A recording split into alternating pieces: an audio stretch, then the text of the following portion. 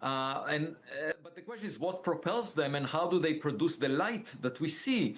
And since 1994, when a Mexican physicist, Miguel Alcubierre, came with a solution to Einstein's theory of general relativity that allows for a bubble of space-time that is highly distorted to move at an arbitrary speed and carry passengers. People speculated that perhaps this is a vehicle that can bring interstellar visitors to our backyard, and it can do so even at a speed greater than the speed of light in principle. The passenger inside of this bubble doesn't move. It's the bubble itself that can move at arbitrary speed.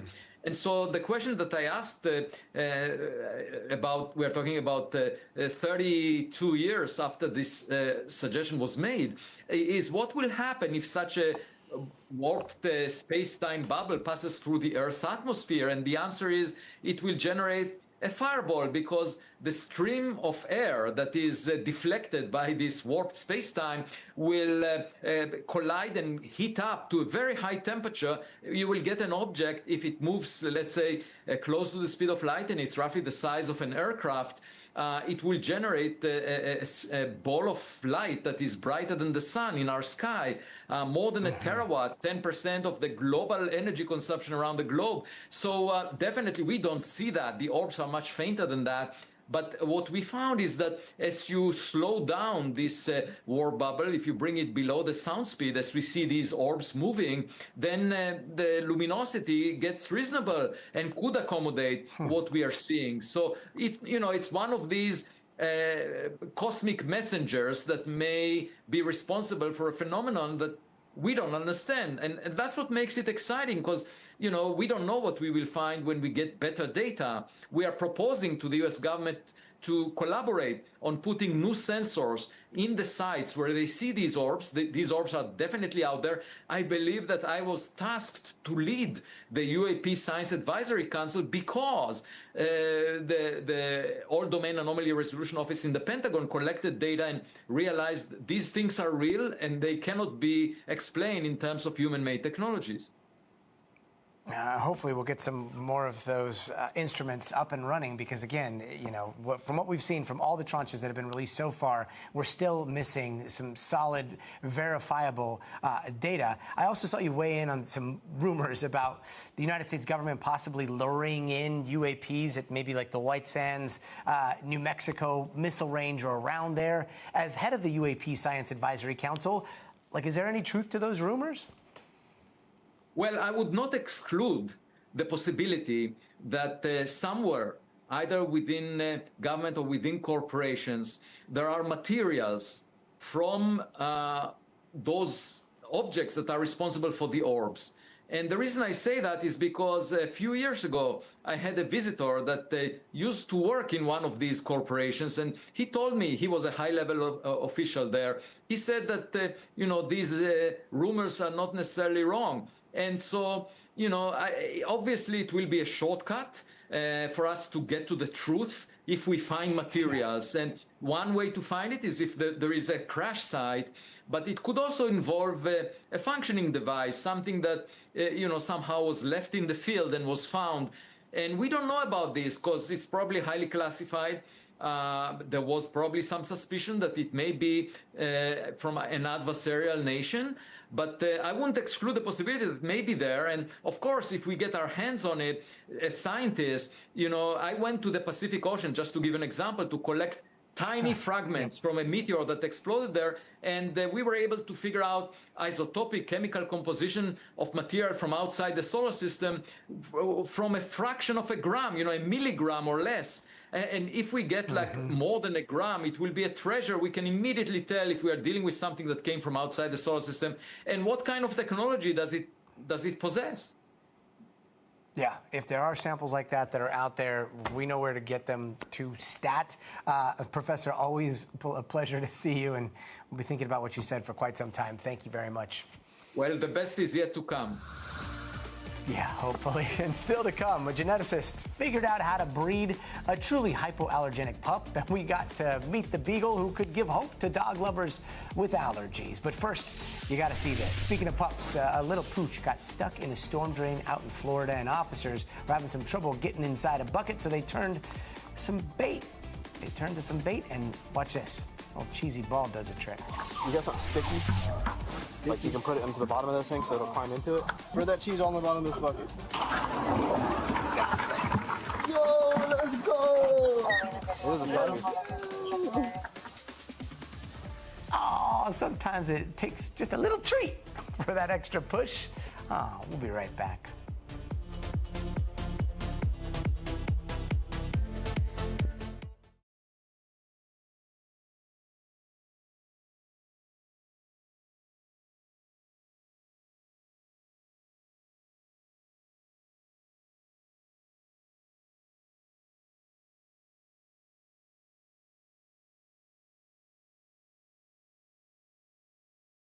What up, guys? Just shooting a little bit of something. This is the end of the show. You guys get to watch it before the whole show starts, which is the best because you're starting with the good news first, which is how the news should be. Stand by.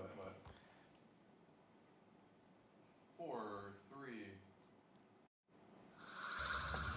And still to come, a geneticist figured out how to breed a truly hypoallergenic pup with CRISPR. We got to meet the beagle who could give hope to dog lovers with allergies.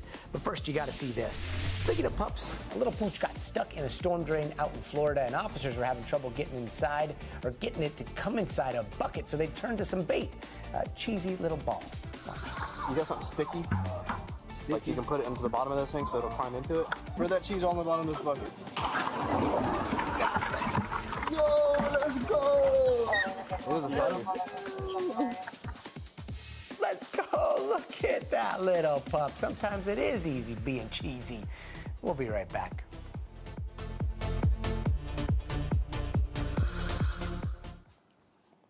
Nice.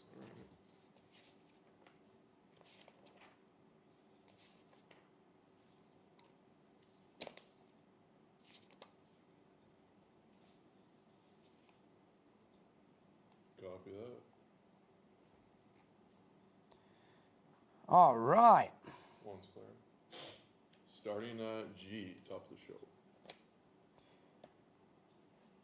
And let's bring in Janice Mackey-Freyer, who's following this from Starting at G, Nepal top of right the now. show. Janice, we just saw the lights go out behind you. It looks so dark there.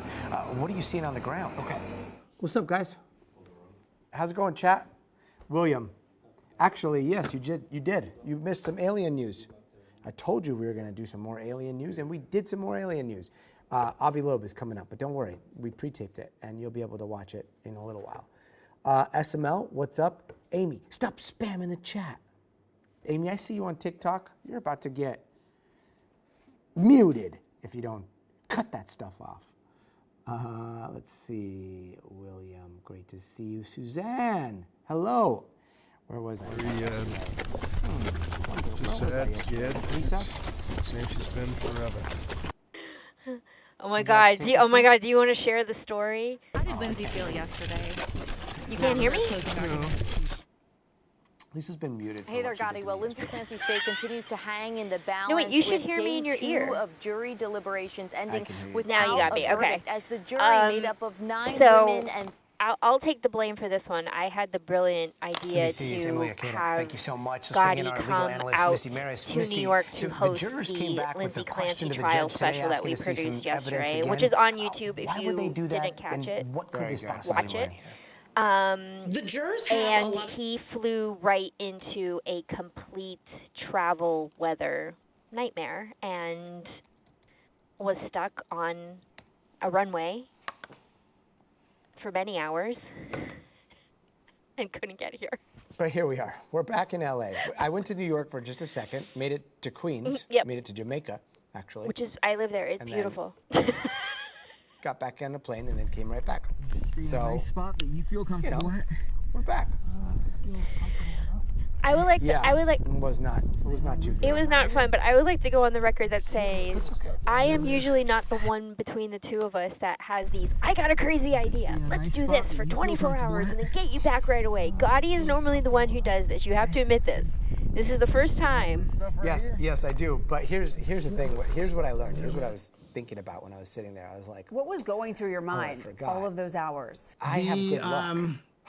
There's a lot of stuff. It was a lot of scary thoughts, a lot of lonely thoughts. It was very uncomfortable. My hands were cramping. That's what my feet name were the means. hardest part. You know, they're I only didn't know that. Luck and friendship. Oh, that's really nice.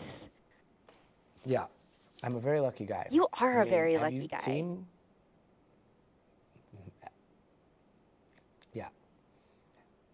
I will sign an How executive many order hours? to begin I the think process 10 or of 11 I think it was creating a 10. national In the academy. two? It's called the U.S. Yeah. Space Academy. You think of And West the Point, and food you thing think of didn't even occur Annapolis? to me until you told me you were landing and getting up. Making And history then in I'm Houston, like, the what Artemis have you II been crew eating all awarded the day? And you've been Congressional on there Space for Medal 10 of hours. Honor as President Trump announced the creation of a new academy for the Space Force military branch, much like West Point, Annapolis. Administrator, thanks so much for being with us. So much on the horizon right now. Let's talk about the Nancy Grace Roman Space Telescope.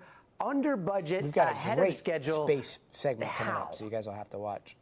Good morning from Thailand. Yeah, Hello. well, I have to How tell you, are as ya? NASA administrator, Hey, I do love also, talking about can a we flagship flag, science mission that digital for is the- under budget and ahead actually for of both, schedule. for Isaacman and, all credit Avi? goes to the team on this. They've been working extremely hard on it. The actual Sure. program Hello, Bill. manager himself, How are Jamie ya? Dunn, has recently been promoted. We recognize outstanding performance. What's the He's longest now you the guys have been stuck on a director plane? of the Goddard Space Flight Center. But absolutely extraordinary mission. We can't wait to see it launch this weekend. That's one of the longest for me, I think.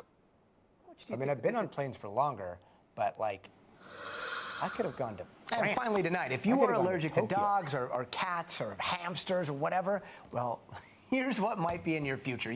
This is a good story. SML, you can't hear me? Stream, we were Can anybody else so hear us? we were so dedicated to trying to get him to the studio and get him here any way we could. We literally were looking into flying a helicopter. Yeah, but the helicopter We did. was canceled. It was just not in the cards. You know, that's just the universe telling me, hey, this is not a good idea. And sometimes you just got to listen to the universe and sit in your seat and not freak out and get filmed getting kicked off a flight. So I did. I sat there like a good boy and just took what the universe was telling me. Yeah, that's not great. Blood to bleed. Oh, okay, got it. All right, here we go. Starting with what's happening right now. Have a good show. Kathmandu. That's where we're going to find our Janice Mackey Freyer. Have a good show. Have a good show, guys. 30.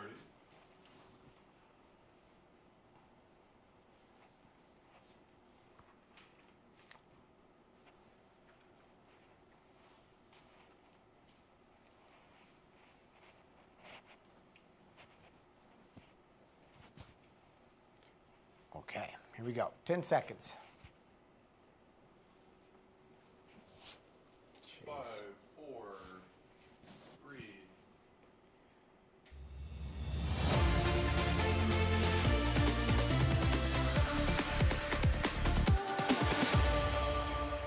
Hey there, I'm Gotti Schwartz, and we start tonight in Nepal, where rescuers faced an urgent warning over the possibility of even more flooding, all as the death toll from this week's catastrophe has now doubled. Authorities are saying that there is a lake in that area that has started to overflow, and rescue operations had to be stopped as officials were worried that more water could be headed their way, but crews are back out. They are now making more incredible rescues. You can see here, there's a man crawling through that very, very thick mud. They were worried about quicksand. More than 500 people are confirmed dead, with thousands still missing, including about 90 Americans. The Nepal Red Cross is ramping up relief efforts. March, deploying emergency teams to some of those areas hit hardest by the flooding. And you can see the scale of this devastation in those satellite images. These are some of the satellite images that we're talking about. If we could pull those up, they are pretty incredible to see. They show valleys that are wiped through and hollowed out almost, and now buried in mud and debris. And let's bring in Janice Mackey-Freyer, who's following this from Nepal right now. Janice, we just saw the lights go out behind you. It looks so dark there. What are you seeing on the ground? Well, we earlier today were in the flood zone where rescuers have been working to try to get people to safety, to try to find people. The number of missing nearly doubled today. They're now saying nearly 2,000 people have been unaccounted for. The reason why we saw such a jump is because Nepali officials learned about some 900 people who were missing, who had been working on hydropower projects. We saw amazing rescue video today showing a man crawling across the mud, literally reaching out to grab at a man who was trapped in the mud and pulled him to safety. That was at one of the hydropower projects. They're saying there's 100 more people who are trapped inside. So this gives you an idea of the magnitude of the conditions that they're working with. Everything is blanketed in mud. That mud is beginning to harden. Roads have been cut off, electricity's cut off. There is very little clean water in that area. So these are extreme conditions that rescuers are working in. And of course, there's the pressure of time. Gadi. There's also that newly formed lake that they were talking about that could cause another flood. What are you hearing about that situation? Well, this is something that triggered some panic today downstream in Nepal, an alert that a lake that had formed from all of that flood water in Tibet was beginning to show signs that it could burst.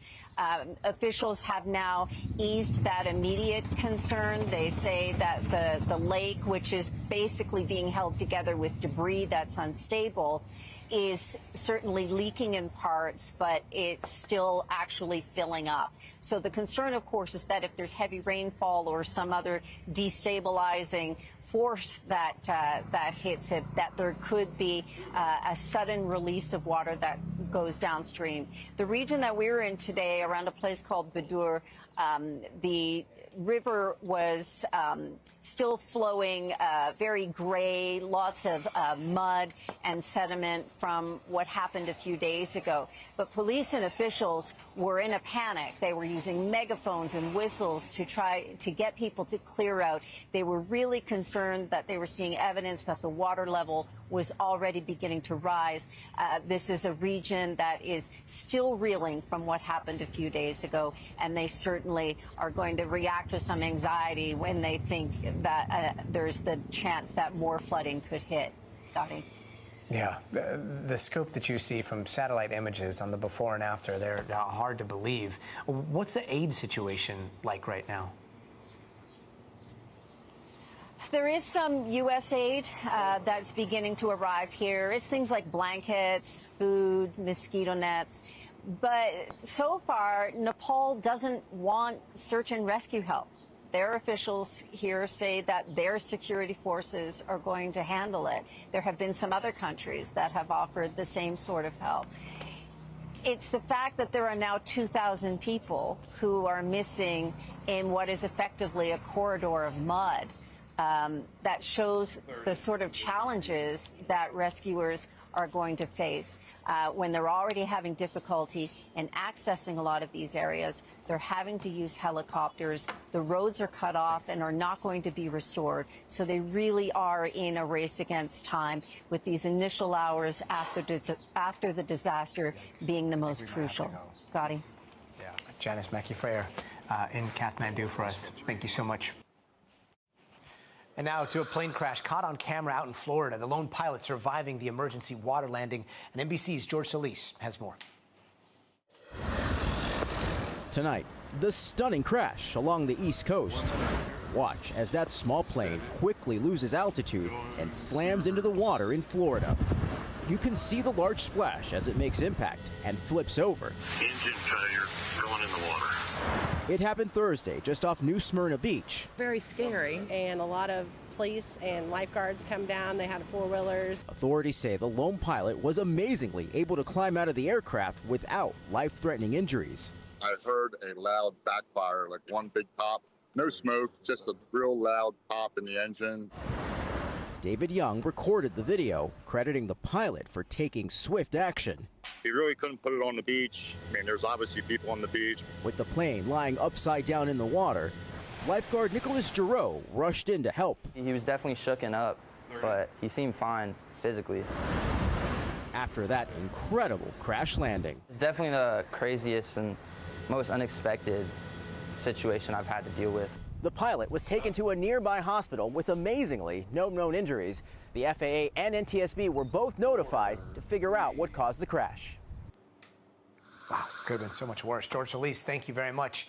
And in Massachusetts, the jury is still out in the murder trial of Lindsay Clancy. The jury weighing weeks of evidence and testimony over whether she is criminally responsible for killing her 3 children or had lost touch with reality, suffering from postpartum psychosis. Here's how Clancy's lawyer described her earlier today. How did Lindsay feel yesterday after closing arguments? Nervous. Like I said before, she's very just sad, scared. It's the same she's been forever. And for more from the courthouse, let's go to NBC's Emily Ikeda. Emily? Hey there, Gotti. Well, Lindsay Clancy's fate continues to hang in the balance with day 2 of jury deliberations ending without a verdict as the jury made up of 9 women and 3 men consider whether or not to hold Lindsay Clancy criminally responsible for killing her 3 young kids back in 2023. We are getting some insight from inside the jury room. We're learning from the defense that the jury requested to see physical evidence, including the knife that Clancy harmed herself with, and also 2 bags of pills, including a bag that the defense held up in closing arguments. Here's what legal analysts are making of that. Take a listen. Okay, one thing is they just might be getting organized, right? And they might be the type of people who want to make sure they have everything that they want to look at. The second part is that it may get right to the crux of the case. How mentally ill was Lindsay Clancy, and does that make her criminally responsible or not for killing her 3 children?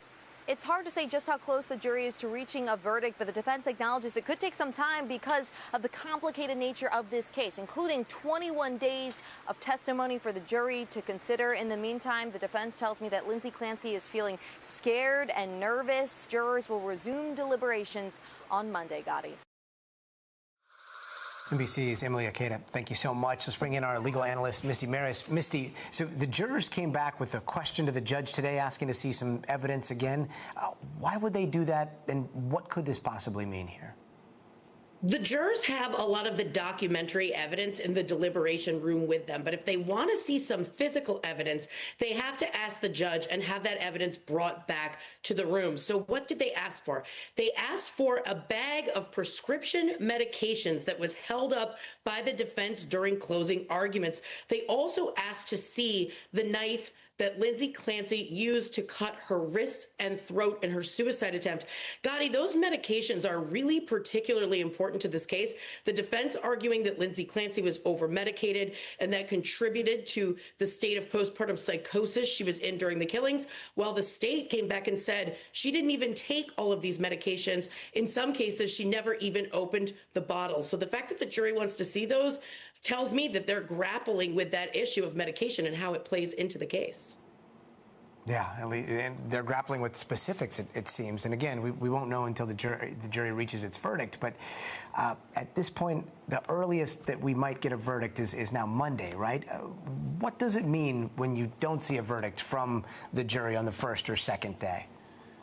It's always hard to tell, but it definitely means that the jury is thinking it through. And in a case like this, which is complex, even though the issue is very narrow, the jury is being asked to determine Lindsay Clancy's state of mind at the time of the killings. And think about what we saw in this case, Gotti, a 5-week trial, over 80 witnesses, almost 300 exhibits and some complicated jury instructions with lots of different options from first-degree murder, second-degree murder, manslaughter, and lack of criminal responsibility. So I think the jury is just doing the work, trying to apply those facts to the law, and that will continue on Monday.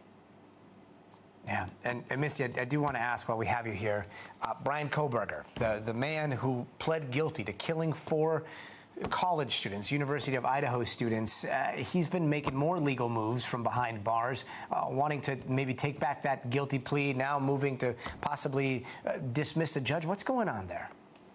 So he wants to withdraw his guilty plea. He said he was coerced by his defense team to falsely enter a guilty plea. There's going to be a timeline and basically a touch base next June where Judge Hippler will decide whether or not Kohberger will actually get an evidentiary hearing to dig into the issues that he's raised. But Gotti, it's really important. He just got assigned defense counsel, and now he's looking to deal with these post-conviction issues.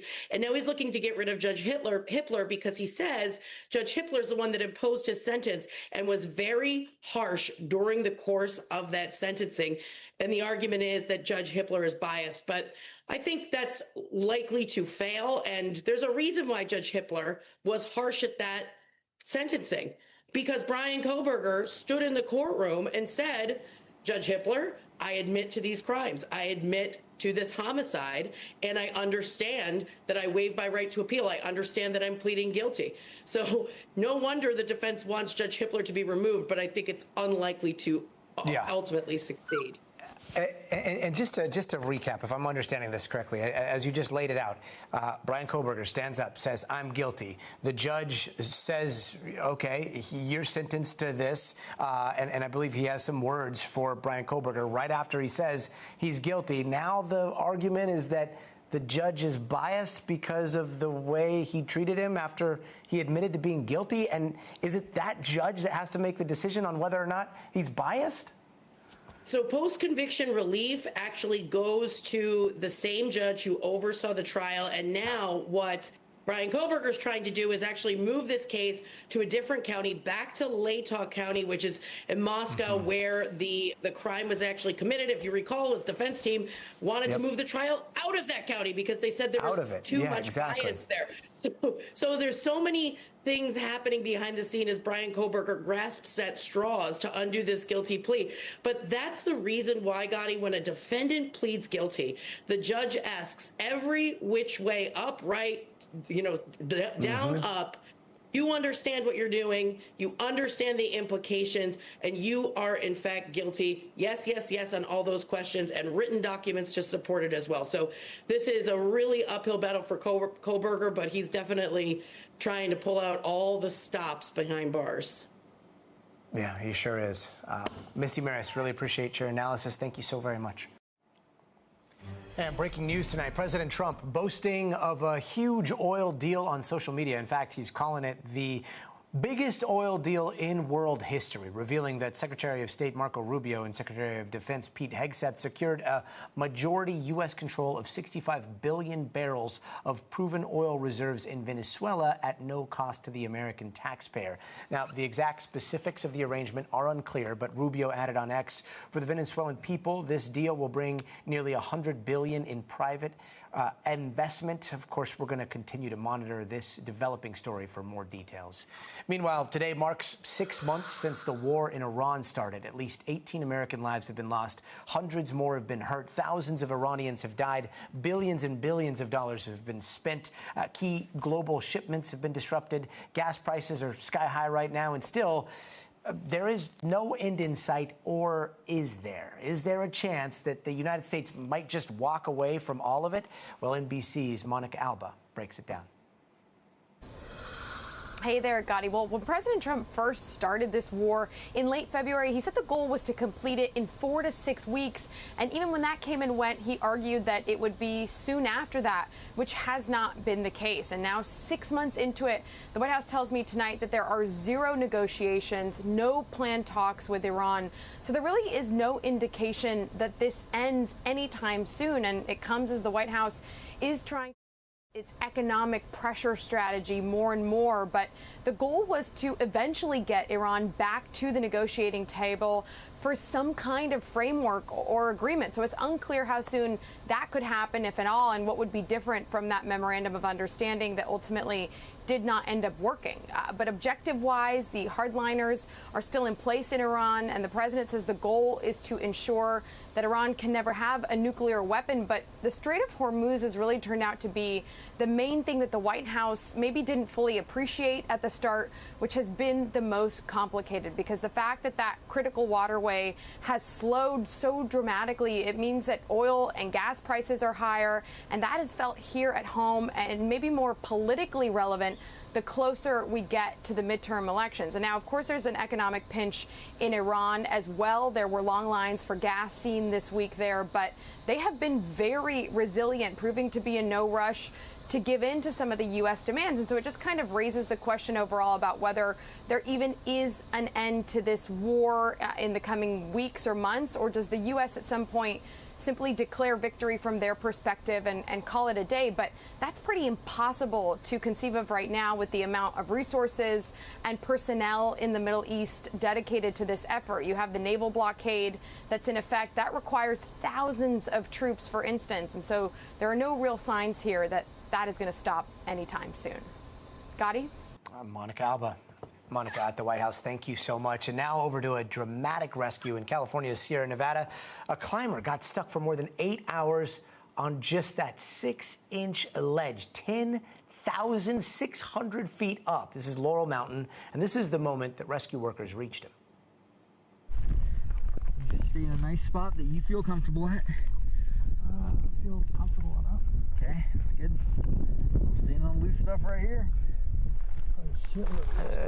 Feel comfortable as doing some heavy lifting there. The crews climbed up about 1,000 feet up that mountain, spending more than 2 hours looking for him. High winds reaching up to 50 miles an hour. That made helicopter rescue way too dangerous, and the GPS coordinates the climber gave them weren't exactly precise. But eventually, rescuers, they spotted him. They were able to get him down to safety. Let's bring in Liz Kreutz, who's been following this for us. Liz, like, everybody is very chill.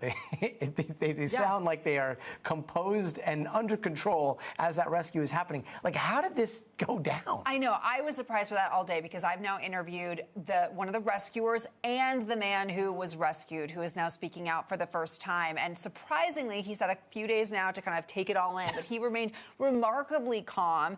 He talked to us about how he was on the path, on what he thought was the normal path. He's an experienced rock climber. He got off track and all of a sudden realized, uh-oh, I'm not in a good place. I'm stuck. And he kind of found himself wedged into this little 6-inch ledge. Only really 1 foot could fit at a time, it seems like. So he was holding on and then kind of 1 foot, kind of like having 1 foot on, then moving the other foot to it. He was cramping. Take a listen. What was going through your mind all of those hours? There's a lot of stuff. It was, a lot of scary thoughts, a lot of lonely thoughts. It was very uncomfortable. My hands were cramping. The feet were the hardest part. They're only half on the ledge. And Gotti, he had, thankfully, with him, like a way that he could send an SOS alert. Sure. And so he did that around lunchtime on Saturday. They didn't reach him until around 9 p.m. at night. Wow. There. So lunchtime to 8 hours Yikes. or more that he was hanging on. And he didn't have any ropes, right? Like, was he free soloing? I believe he had. I think he had ropes. That's a good question, actually. But whatever it was, he was sort of in a precarious position. Yeah, very and he precarious. Couldn't get around. He could have been free soloing, actually, but he was in a very precarious position.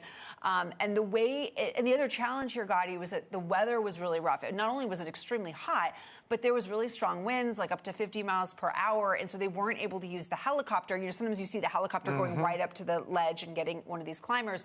So they had to then figure out a way to actually get to the top of the mountain and then climb down to him. him. That's what they're doing here. They're drilling in and then climbing down. And then once they got him, it took several more hours to actually get them down to safety because they rescued him after 9 p.m. They didn't actually hit solid ground until close to 5 a.m. So this whole thing was like a 15-hour ordeal. Oh, man. Well, I'm glad he's safe and sound now. Yeah. Liz, thank you so very much. And don't go anywhere. Coming up next, gearing up for an epic new chapter in space exploration this weekend ahead of the launch of the Nancy Grace Roman Telescope. Plus, a one-on-one with NASA Administrator Jared Isaacman, talking all things NASA and what they're cooking up in the race to space. Stay tuned for that. Also, if you see this QR code, feel free. You can pull out your phone. You can scan that little circle right there. That should take you behind the scenes, streaming on TikTok, YouTube, and Twitch. Hopefully we'll see you there.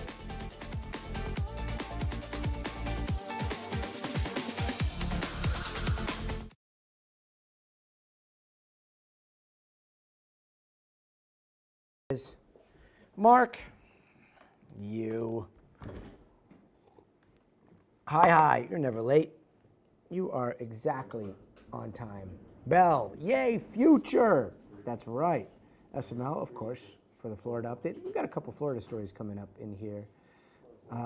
Neural Launches, did I see that you changed your name? Are you the old spaceship? Was that you? Mark, I don't even know how you type and are able to maintain. 1 minute. What NBC News now? 1 minute. All right. So we're talking a bunch of things space right now. We're going to be talking about Nancy Grace. We're going to be talking about Chinese hackers. Were they trying to get after some of our space secrets? We will ask Jared Isaacman about this new Starship like infrastructure project in Louisiana that is wild. We covered a little bit of that, if you remember. We're going to ask him about, obviously, Artemis 3, Artemis 4. Also, did you hear about this Space Academy, this Starfleet Academy? Not really Starfleet, more like Space Force Academy, but maybe it's a path forward to Star Trek? 4, 3. Hey, welcome back. Now for some big updates in the race to space. Starting with NASA getting ready to launch the Nancy Grace Roman Space Telescope Sunday from Cape Canaveral out there in Florida, which will give us the widest look of the universe we have ever seen. And then President Trump was in Houston earlier today with NASA Administrator Jared Isaacman, where they honored the Artemis II crew. But the surprises did not stop there. I will sign an executive order to begin the process of creating a new national academy. It's called the U.S. Space Academy. You think of West Point, and you think of Annapolis, and you think of the Air Force Academy, and you think of the Coast Guard academies. Great, they're all great. But we're going to have now a Space Force. We're going to have an academy for what the people in this room love the most. That's right. The president signing an executive order to kickstart a U.S. Space Academy. Tom Costello has more on the telescope and that big announcement. Making history in Houston, the Artemis II crew awarded the Congressional Space Medal of Honor as President Trump announced the creation of a new academy for the Space Force military branch, much like West Point, Annapolis, or the Air Force Academy. A nation cannot be first on Earth if we're going to be second in space. Just not going to happen. Mr. Trump then became the first president to call the space station from mission control. I just want to thank Jessica, Anil, Jack, great Americans, great patriots, brave people. All as NASA prepares to make history this weekend, launching a next-gen telescope expected to upend our understanding of the universe. The Nancy Grace Roman Telescope will orbit 1 million miles from Earth. We went into NASA's clean room to see how it will peer through vast stretches of space to survey the infrared universe. So we can actually see back to about 600 million years after the Big Bang. Make no mistake, this telescope is going to revolutionize our understanding of the stars because its field of view is 100 times greater than that of Hubble. So that will allow it to see thousands of planets, millions of galaxies, billions of stars that we have no idea are even out there. And that will give us the pointer to where we need to go to find planets that are like our own, an Earth-like planet around a sun-like star. And the ultimate question, is there or was there life beyond Earth? Tom Costello, NBC News at the NASA Goddard Space Flight Center. Tom Costello, thank you so much. What a lucky assignment. And as NASA prepares for that launch, we had a chance to chat with NASA Administrator Jared Isaacman a little bit earlier this week about the latest launch and the state of the space race. Administrator, thanks so much for being with us. So much on the horizon right now. Let's talk about the Nancy Grace Roman Space Telescope. Under budget, ahead of schedule. How? Yeah, well, I have to tell you, as NASA Administrator, I do love talking about a flagship science mission that is under budget and ahead of schedule. All credit goes to the team on this. They've been working extremely hard on it. The actual program manager himself, Jamie Dunn, has recently been promoted. We recognize outstanding performance. He's now the director of the Goddard Space Flight Center. But absolutely extraordinary mission. We can't wait to see it launch this weekend. Yeah, we can't either. How much do you think that this is going to really change the way we understand the universe?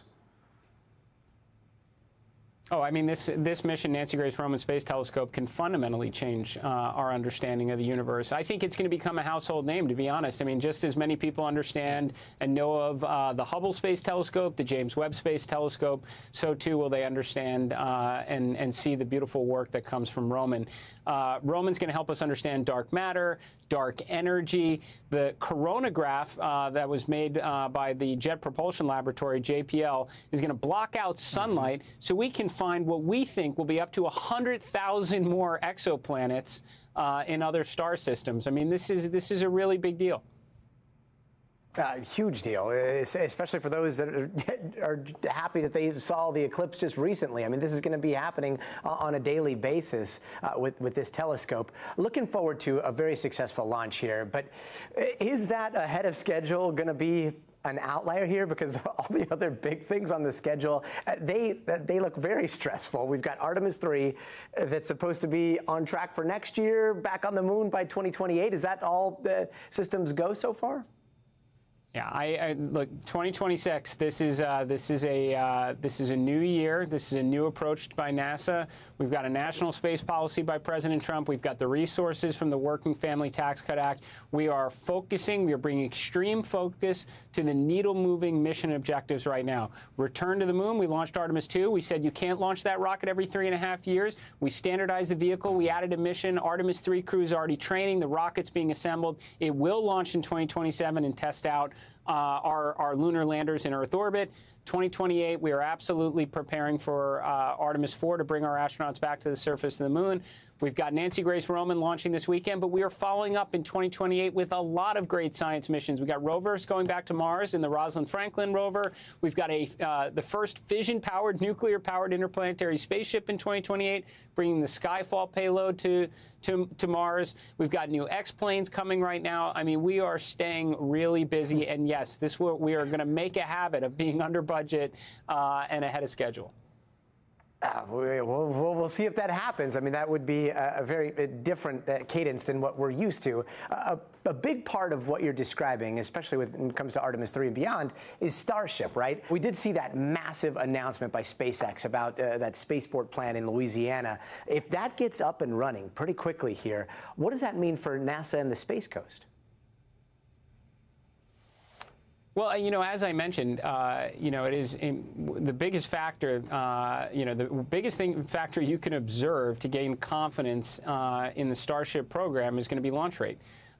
They've got, you know, 2 pads at Starbase in Texas right now. They're going to bring online 39A at Kennedy Space Center before the end of the year. Okay, that's 3 pads.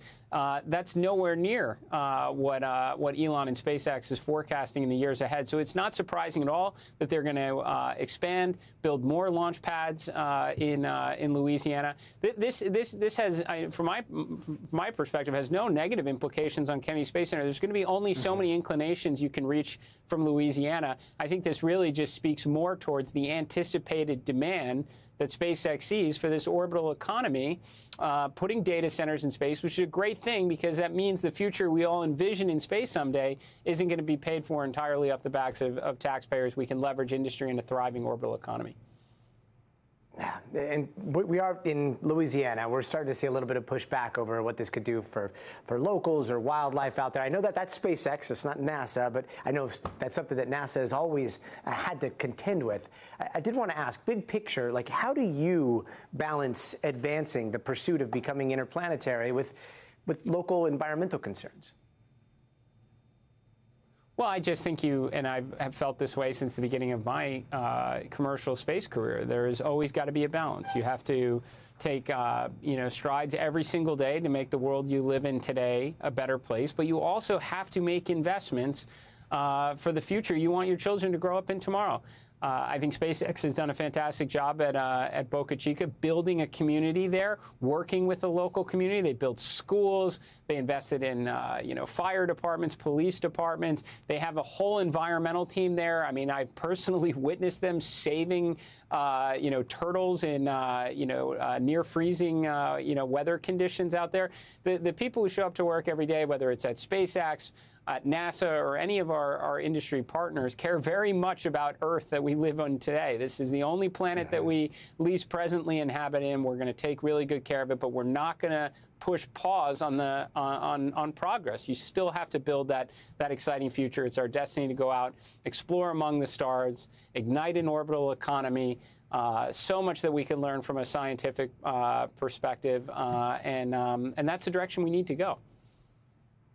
The White House issued that directive to get launches up to 1,000 a year between the Space Coast, between everything that's going on in Florida, the existing smaller launch sites like the one we have here in LA, Vandenberg, and the rest of them. And then now possibly Louisiana coming online in the future. Would that be enough to get to 3 launches a day, or are we still thinking more infrastructure across the country?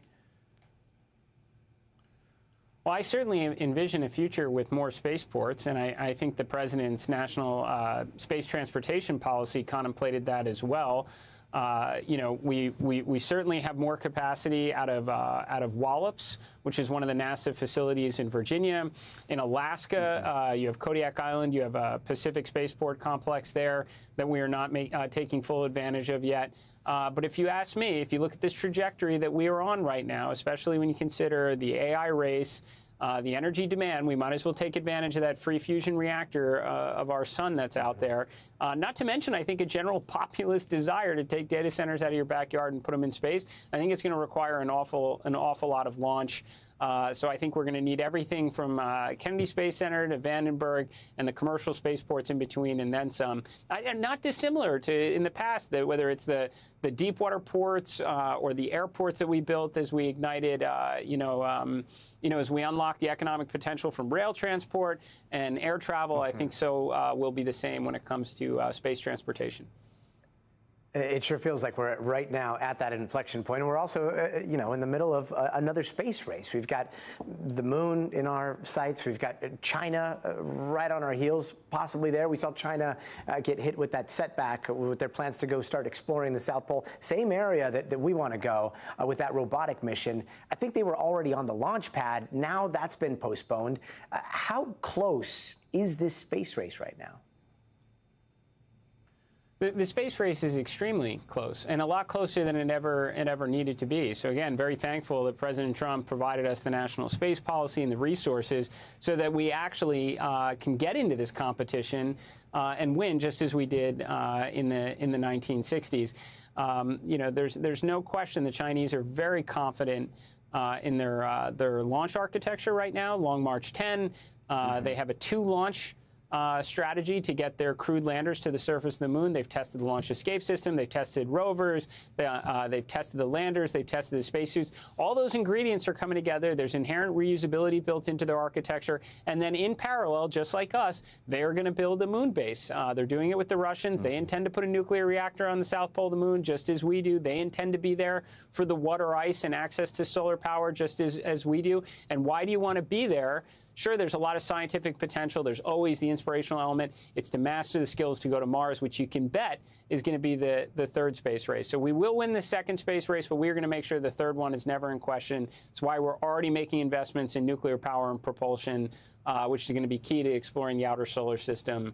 And certainly maybe the first time we send crewed astronauts to Mars and bring them back to talk about it. But it is a very real space race. Do not let the fact that they brought their vehicle in off the pad, be any sort of signal one way or the other in this. They have a lot of rockets. They have a lot of launch pads. They can quickly put mass on the surface of the moon just as we can. The race is very much alive. And I'm not sure that this is related. I hate to even bring it in, but it is something that's happening here. Like you've also got Chinese-backed hackers that just hit NASA, hit a few other agencies. Was any of that about the space race specifically? So I think what was released today, and just what the government paper put out, basically said that we detected intrusions across a number of government agencies. With respect to NASA, this was back in 2019. So it was some time ago and never got past any serious firewalls to any critical systems or whatnot. But the idea that we have a great rival right now that is making investments, whether it's their cyber capabilities, their military on sea, on land, in the air, and in space, is obviously very real. They're making huge investments in breakthroughs in infrastructure, energy production, and obviously in their civil space program, if there is such a thing, because in their world, it's the lines are pretty blurred between that and their military agency. But look, we have a real geopolitical rival right now that's very good for concentrating our resources in the correct direction, which we need to do as a nation. And President Trump knows we can take on these big, bold endeavors and succeed. So he's preparing the government and all the appropriate agencies accordingly to make sure we retain this high ground. Administrator, we know you are such a busy man these days. You've got a whole universe to explore with the new telescope. Godspeed on that mission. We're really looking forward to seeing that this weekend, and we really appreciate you taking so much time to chat with us today. Thank you. Of course. It's always a pleasure to speak with you on the subject. So. And coming up, those popular Aura rings that people swear by for track and sleep, they're facing allegations that might not be so accurate in this new lawsuit. More ahead, so stay tuned.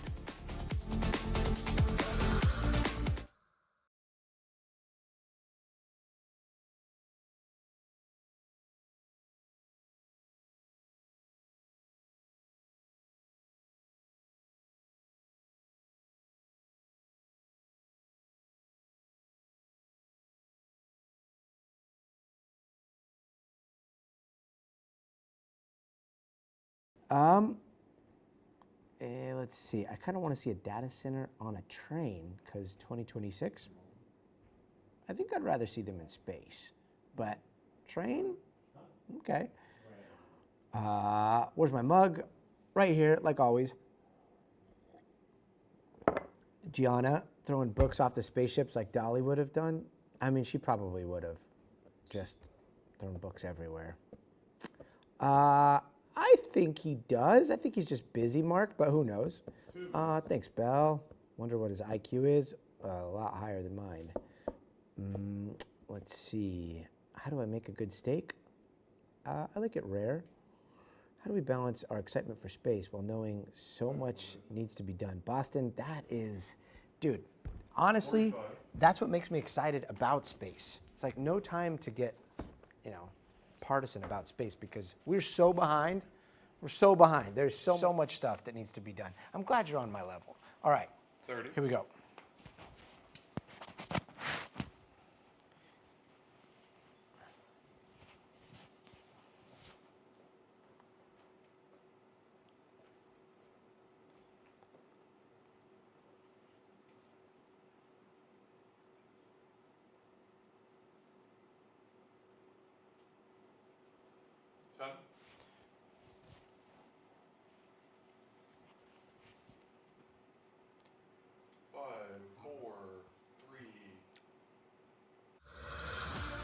Hey, welcome back. Here are some other headlines we are watching tonight. Earlier this week, a Florida woman was arrested after she showed up at Mar-a-Lago in Palm Beach, quote, looking for the car wash. Now, that woman reached a security checkpoint area. She apparently became verbally combative with security and refused to leave. A 29-year-old now faces aggravated assault charges.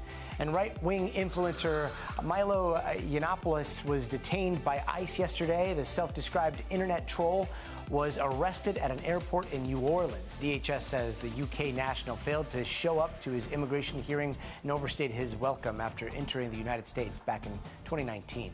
And yesterday, a federal judge in Boston blocked part of Trump's executive order about mail-in voting. The recently finalized regulation could require the Postal Service to reject ballots that are not on a federal list of eligible voters. But the order is blocked for at least 2 weeks, which means that the order might not be implemented in time for the midterms. And in Wisconsin, a parent tripped a 9-year-old football player as they were going in for the touchdown. Look at that. That dad was apparently upset about a previous call. Local cops found him, they pulled him over, and they gave him a citation for disorderly conduct. And in Chicago, a woman had a reunion 12 years in the making with her beloved dog, Floor. Now, Floor went missing over a decade ago after Vanessa Antonio went to work one day. She thought she would never see the Chihuahua again, but just a few weeks ago, after that big storm in Gary, Indiana, Floor was found during the recovery effort. So glad to see them back together. And now to a story about something that everyone is obsessed with these days, it seems like, sleep, right? Well, lots of people are now tracking how well they sleep using things like the Whoop bands or the Aura rings. Well, what if the thing that's tracking your sleep doesn't actually work as well as they say it does? That is the basis of a new lawsuit against Aura, which alleges it falsely advertises its sleep tracking technology. Aura has told its customers that it can measure different sleep stages with 95% accuracy. This lawsuit says it's closer to 50%, like a kind of a coin toss, right? Well, Aura rings were bought by 3 million people last year, and they brought in over $1 billion in sales. But is their sleep tracking tech actually working? When we reached out to them for comment, Aura said in part, "We stand behind the science research accuracy claims. We dispute the allegations, and we will defend against them in the appropriate legal forum." Let's bring in NBC legal analyst Angela Sinandela for more on this. Angela, it seems like part of this lawsuit points to some testing. So how strong is that testing? How strong of a case does this look like here? Hey, Gotti. So look, on its face, this false advertising claim, I think, could very possibly hold water. And that is because a false advertising claim lives and dies in the gap between what any company is telling you about its product and then actually what that product is delivering. And the numbers that you quoted, I think, are the most important part of this lawsuit because judges love numbers. And the fact that Aura is saying that they provide up to 95% accuracy, whereas in reality, this Nature study that they are quoting, so an independent third-party study, says the accuracy is really around like 53%. I think that gap is significant. But then there's also the bigger question of whether or not that gap was enough to convince customers to have bought it or not. Would it have changed customer behavior? Now, I think it's really interesting, that statement that you just quoted from Aura, because that last thing they say here in the appropriate legal forum is something that is vital. So class action lawsuits can only be brought in courts. But what Aura did tell NBC News is that all customers here have agreed to forced arbitration. And I did check their terms really quickly. They do have a class action waiver there. So this class action lawsuit has been put forth in front of a court, but likely if that class action waiver and the forced arbitration terms do stand, then the judge would then kick it back out and it would then be determined in arbitration, which would mean the class action would go away, Gotti. Interesting. I always read the terms of service, or at least follow you on TikTok about the terms of service, because you're so good at breaking those down. This is one of those things, though. Sleep is very subjective, and like I've tried to track my sleep with my iWatch, and my iWatch has told me that I slept really great, and I feel horrible the next day, or sometimes I feel like very well rested, and it's like, no, you only got 3 hours of sleep. I mean, this might get a little complicated in court, right? Yeah, it would absolutely. And I want to say that, like, even if this were to survive a motion to dismiss, and if the judge didn't even consider the class action waiver, all of that would come out in discovery. And it is important to note that these are only claims that are being made by the plaintiffs. So we haven't really heard all of the science yet behind what ARA has said, on top of which they claim to have 25 plus PhD scientists who are really working behind this. So if they were to provide science that actually showed that no, their claims have been tested and that the metric that was used by the nature study is different from the metrics that they used, then they could certainly fight this. But all of this comes down, Gotti, to the reasonable consumer. So to some degree, all of that science doesn't even matter so much as the reasonable consumer was deceived. So if all that language just, confuse someone without delving into the details, that sort of claim could still stand. So even if it doesn't happen in court, but it gets moved to arbitration, right on our these heels, same questions would be brought up in arbitration, arbitration, with that Gotti. setback, with their plans to go start exploring the where, South Pole. Same area that we want to go a lot with that robotic mission. Angela Sanadella, thank you so very much for joining us. Postponed. And coming up in the future of everything, there's been some glowing orbs spotted in Earth's atmosphere, right? A lot of questions about where it comes from. Friend of the show, Avi Loeb, is going to join us with his assessment next, and it has to do with warp drives? All right, clear for 90. All right. Warp drives, guys. Warp drives, maybe? D&E on tape. Let's see. We're done? Nice. Okay. Sleep staging starts with an EEG to read the brain waves. Boston, that's right. Hey, have you heard of this thing called Neurable? Boston. It's out in Boston, actually. That's why I'm mentioning it. There's this really interesting company out there in Boston that is trying to, do some brain reading without EEGs. Tell me what you think about it. Neurologist. I think our subconscious doesn't like intrusive actions like this. It's reverse psychology situation. It's hidden and likes it, I think. Interesting. Belle, thank you so much. Thanks for watching. We'll see you hopefully next week. And let's see. Don't stop watching, though, because we've got the best parts coming up. We've got Avi Loeb talking to us about warp drives. And, oh, really? Interesting, Boston. I like your observations, by the way.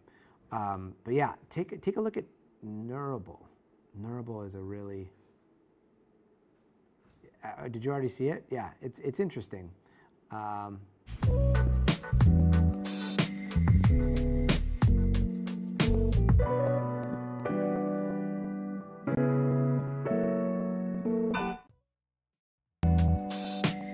Especially the last story. Hey, welcome back. In tonight's Future of Everything, with all this talk about space and UAPs, there's also a headline that obviously stopped me in my tracks. It's from Harvard's Professor Avi Loeb. Numerical simulations of the glowing orbs surrounding warp drives in Earth's atmosphere. What? Wait, orbs? What orbs are we talking about? Warp drives. Fortunately, we now have the esteemed professor on speed dial, and he answers. So, Professor, thank you so very much for being with us again. I read this. I also read the white paper way more times than I'd like to admit, and I still am so baffled. Are you suggesting that the orbs, that, like the ones that we've been seeing reported by service members, might be warp signatures? Or is this more of like a thought experiment? Maybe this is how we should be analyzing things scientifically moving forward. Well, thanks for having me. The orbs are really a puzzle. We don't know what they are. They do not resemble drones in some of their properties. They do not resemble military flares, laser spots. I looked at various possibilities. So they are a mystery. They move in ways that we cannot really understand based on known technologies. And so the question is, what are they? It's like a detective story. And I argue that, of course, they might be objects manufactured by alien civilizations if they are not human-made. But the question is, what propels them and how do they produce the light that we see? And since 1994, when a Mexican physicist, Miguel Alcubierre, came with a solution to Einstein's theory of general relativity that allows for a bubble of space-time that is highly distorted to move at an arbitrary speed and carry passengers people speculated that perhaps this is a vehicle that can bring interstellar visitors to our backyard, and it can do so even at a speed greater than the speed of light in principle. The passenger inside of this bubble doesn't move. It's the bubble itself that can move at arbitrary speed. And so the question that we're talking about 32 years after this suggestion was made, is what will happen if such a warped space-time bubble passes through the Earth's atmosphere? And the answer is it will generate a fireball, because the stream of air that is deflected by this warped space-time will collide and heat up to a very high temperature. You will get an object, if it moves, let's say, close to the speed of light, and it's roughly the size of an aircraft, it will generate a ball of light that is brighter than the sun in our sky, more than a terawatt, 10% of the global energy consumption around the globe. So definitely we don't see that. The orbs are much fainter than that. But what we found is that as you slow down this warp bubble, if you bring it below the sound speed, as we see these orbs moving, then the luminosity gets reasonable and could accommodate what we are seeing. So it's one of these cosmic messengers that may be responsible for a phenomenon that we don't understand. And that's what makes it exciting, because we don't know what we will find when we get better data. We are proposing to the US government to collaborate on putting new sensors in the sites where they see these orbs. These orbs are definitely out there. I believe that I was tasked to lead the UAP Science Advisory Council because the All-Domain Anomaly Resolution Office in the Pentagon collected data and realized these things are real and they cannot be explained in terms of human-made technologies. Hopefully we'll get some more of those instruments up and running, because again, from what we've seen from all the tranches that have been released so far, we're still missing some solid, verifiable data. I also saw you weigh in on some rumors about the United States government possibly luring in UAPs at maybe like the White Sands, New Mexico missile range or around there. As head of the UAP Science Advisory Council, is there any truth to those rumors? Well, I would not exclude the possibility that somewhere, either within government or within corporations, there are materials from those objects that are responsible for the orbs. And the reason I say that is because a few years ago, I had a visitor that used to work in one of these corporations, and he told me, he was a high-level official there. He said that, these rumors are not necessarily wrong. And so, obviously it will be a shortcut for us to get to the truth if we find materials. And one way to find it is if there is a crash site, but it could also involve a functioning device, something that, somehow was left in the field and was found. And we don't know about this because it's probably highly classified. There was probably some suspicion that it may be from an adversarial nation. But I wouldn't exclude the possibility that it may be there. And of course, if we get our hands on it as scientists, I went to the Pacific Ocean, just to give an example, to collect tiny fragments from a meteor that exploded there. And we were able to figure out isotopic chemical composition of material from outside the solar system from a fraction of a gram, a milligram or less. And if we get more than a gram, it will be a treasure. We can immediately tell if we are dealing with something that came from outside the solar system and what kind of technology does it possess. Yeah, if there are samples like that are out there, we know where to get them to STAT. Professor, always a pleasure to see you, and we'll be thinking about what you said for quite some time. Thank you very much. Well, the best is yet to come. Yeah, hopefully. And still to come, a geneticist figured out how to breed a truly hypoallergenic pup. And we got to meet the beagle who could give hope to dog lovers with allergies. But first, you got to see this. Speaking of pups, little Pooch got stuck in a storm drain out in Florida, and officers were having trouble getting inside or getting it to come inside a bucket, so they turned to some bait. A cheesy little ball. You got something sticky? Like you can put it into the bottom of this thing so it'll climb into it? Throw that cheese on the bottom of this bucket. Yo, let's go! Let's go! Look at that little pup. Sometimes it is easy being cheesy. We'll be right back.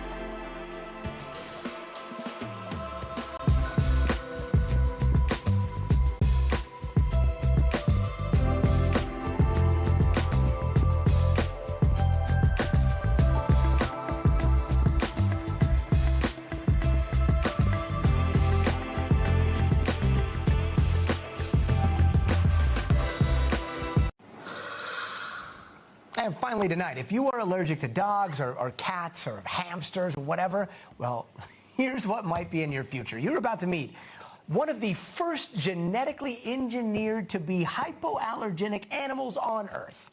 Yeah, check this out.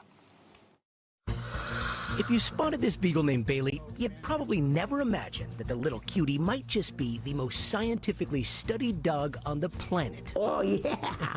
Bailey isn't just any beagle. She's one of only 2 pups that has been genetically engineered in a lab to be completely allergy-free. And as someone who's allergic to dogs, it was something I had to smell for myself. You smell good. I've never been able to sniff dogs before. Wow! This is what people that are not allergic to dogs get to experience? Come on. She's the best. And Bailey's human Matt can totally relate. I've been allergic to dogs my whole life, which meant that my family could never get a dog when I was growing up. I realized that allergies were caused by a gene, a major allergen gene that's found across breeds of dogs. And I wondered if we could use modern gene editing tools to actually address allergies at their biological source. And being a geneticist, he thought, why not use the gene editing technology CRISPR, which is essentially a pair of molecular scissors, to change the beagle's DNA and remove the allergy gene? How is this different than a hypoallergenic dog? There's this idea that some breeds are hypoallergenic simply because they shed less hair.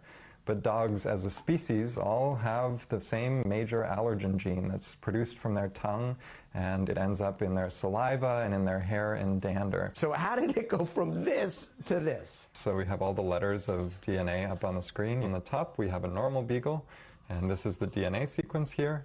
And then the bottom 2 rows are Alfie and Bailey, our 2 puppies. Okay. This one A here that's not present in the unedited dogs. And so this A disrupts that gene and prevents it from being produced. So from that to this over here.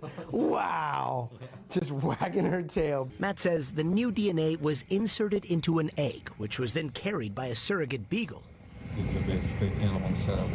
How do you respond to people who may be a little bit put off by genetically engineering dogs? Gene editing is a powerful tool. So for us, the most important thing is making sure that animal health and safety is completely protected. And so far, the dogs have developed normally and are completely healthy to date. But could an explosion of allergy-free dogs prevent from being rescued at shelters? Well, Matt says the way he sees it, a lot of dogs end up sheltered because of allergies. Allergies are a huge health problem. They contribute to the development and persistence of asthma. They trigger over 1 million asthmatic attacks every year. So we're really trying to do something that has a meaningful benefit. And what's next? Interested in applying this edit to other breeds of dogs, and interested in applying it to service dogs for people who could benefit from a dog but have never been able to have that relationship. We'd really like to make that possible. Come on. In the meantime, Matt's just thrilled to actually be a dog dad. Everyone has been filled with just sort of a feeling of awe that this works like this. Of course, it's not magic, it is science. But science that's also quite the walk in the park. Oh my gosh, Bailey! That's going to do it for us tonight. I'm Gotti Schwartz. We'll see you here back on Monday, but until then, stay tuned to NBC News Now.